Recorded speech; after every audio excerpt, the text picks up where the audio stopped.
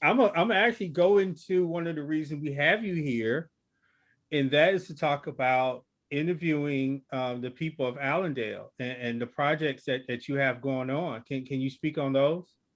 Yes, we it is one of our strategic priorities for this next year, and I hope to build on it from there to start looking at community history and encouraging, not only helping people to learn more about their communities, but also to encourage them to preserve that history. Um, and so we have a particular, I think, a pretty good documentation of the civil rights movement in Shreveport. And so in September the 29th, the campus is having an open, I don't think it's open to the public, but we're having an exhibit for the campus. Many of our students don't know much more history than kids that much younger on the civil rights movement in Shreveport. And it's just a small exhibit to show people how you learn history from looking at original sources, photographs, maps, letters, um, and speeches and things like that, and putting that together and reaching conclusions. Then with the Allendale specifically, that is our communities like that are so rich in history are not, that history is not well documented. Mhm. And so we want to do two things. We want to start interviewing the people who live there to tell their stories about the richness of their community and why it's important to them and why it's important to Shreveport.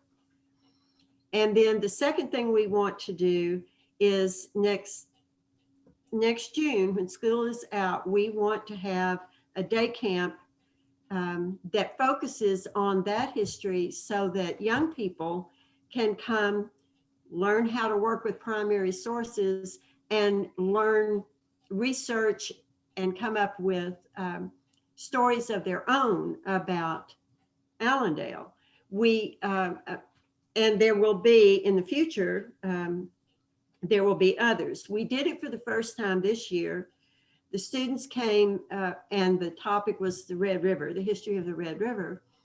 We allowed the students, we exposed them to some information. We took them on some site visits to different places on Red River and talked about the history of those places of memory. And then we let them choose what they wanted to research. One of them chose the dredging of the river. One of them chose the 1945 flood, which is what led to the flood control project. And one of them chose Jim Gardner's Red River plans. I thought they were very interesting topics for 13-year-olds. But they each developed their own exhibit with the materials they used. They each developed a poster presentation, and then they gave an oral presentation about their research and their topics. And it was amazing.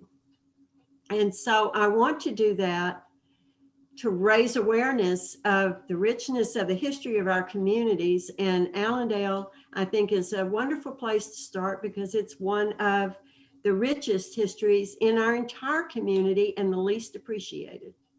But Roosevelt, to go back to your question about our plans, I have a professorship thanks to Bill Wiener Jr.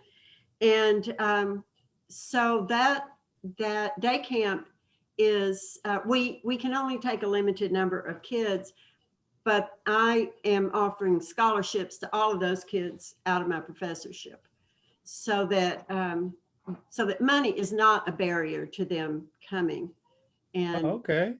doing this. And that's something I want everybody to know, that you don't have to have camp money in order to do it.